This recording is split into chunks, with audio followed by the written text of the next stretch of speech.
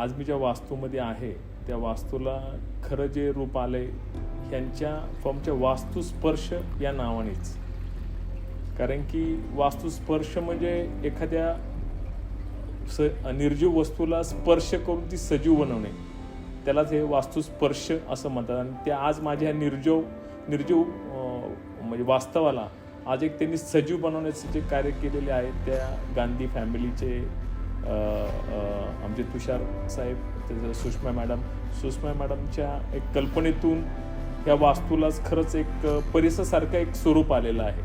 म्हणजे आज मी ह्या वास्तूमध्ये आल्यानंतर एक आनंदी वातावरणात एक वेगळं मला जाणवत आहे. म्हणजे त्यांचं खरंच कामाचं कौतुक करावं तेवढं कमी आहे. आणि त्याचबरोबर सरांनी वेळोवेळी मला जे वास्तूविषयी, मी तर पहिल्यांदा ह्या वास्तुशास्त्राला मानत नव्हतो की पहिल्यांदा, म्हणजे जास्त काय मी त्याला महत्त्व देत नव्हतं. बट मला काही सरांनी काही कल्पना सांगितल्या, काही जस्ट एक आमचं बोलण्यातून एक संवाद सुरू झाला आणि त्या संवादातून मला थोडं त्या कल्पनेविषयी जरा आपुलकी वाटायला लागली आणि एक आपलंसं वाटायला लागलं. आणि त्यामुळे माझ्या घराला आणखीनच एक दुसऱ्या परिसराचा स्पर्श झाला, एक मॅडमच्या स्वरूपाने आणि एक सरांच्या स्वरूपाने. त्यामुळे मी ह्यांचं मनापासून खूप आभारी आहे.